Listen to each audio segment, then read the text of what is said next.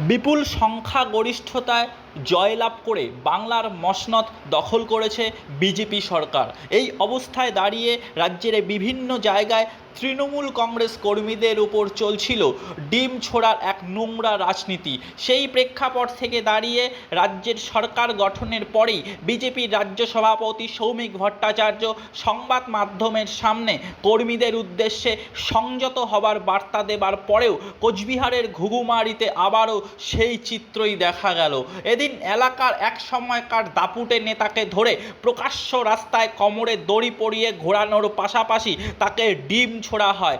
রাজ্যে যখন বিজেপি সরকার নানান জনমুখী প্রকল্প নিতে শুরু করেছে, যে সময়ে দাঁড়িয়ে উত্তরবঙ্গের জন্য এক বড় অঙ্কের রাজ্য বাজেট ঘোষণা করেছে বিজেপি সরকার, সেই মুহূর্তে দাঁড়িয়ে বিজেপিরই রাজ্য সভাপতির কথাকে ডোন্ট কেয়ার করে একেবারে কর্মী সমর্থকেরা বিভিন্ন জায়গায় বিরোধী দলের কর্মীদেরকে রাস্তায় বেঁধে ঘোরানোর পাশাপাশি ডিম ছোড়ার মতন নোংরা রাজনীতি চালিয়ে যাচ্ছে। এক কথায় বলা চলে, বিজেপির রাজ্য সভাপতি সাংবাদিক সম্মেলন করে বলবার পরেও এই ধরনের ঘটনা রাজ্যের বিভিন্ন প্রান্তেই চোখে পড়ছে।